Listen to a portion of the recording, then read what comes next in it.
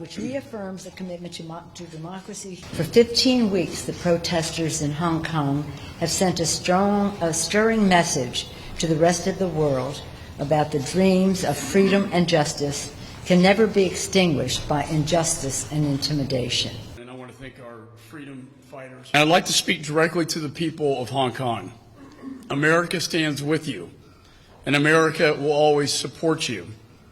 We hear you sing our national anthem. We see you carrying our American flag. This is a battle between democracy versus dictatorship, liberty versus tyranny, and freedom versus oppression. In the Foreign Affairs Committee next week. This act sends a strong message to Beijing that today, in 2019, 30 years after the massacre in Tiananmen Square, Chinese authorities will not get away with using violence and intimidation to squash the fundamental freedoms, freedom of speech, of assembly, of demonstration, that are guaranteed by law to the people of Hong Kong. It also sends the message that Beijing's attempt to undermine Hong Kong's autonomy is not just a problem for the people of Hong Kong, it's a concern of the United States as well. It's my honor, under the uprising China model and the hardline suppression of President Xi to Hong Kongers never walk alone in the front line to confront hardline dictatorship. In such uphill battle, we might be downhearted or depressed. But in the past 3 months, in such summer of discontent, we strongly realize people in the free world strongly support Hong Kong people continue our fight. Thank you.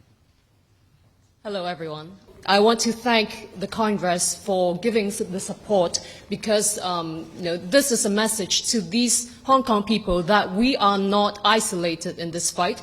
We are in the forefront of this very global fight for universal values.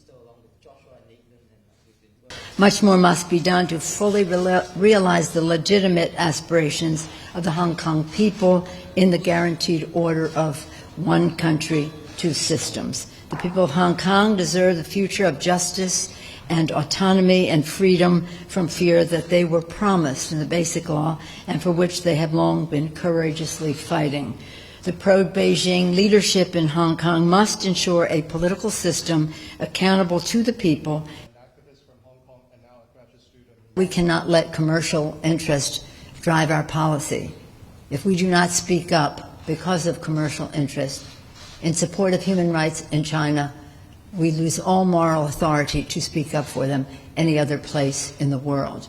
So we thank the leaders of Hong Kong for challenging the conscience not only of the Chinese government, but the conscience of the world.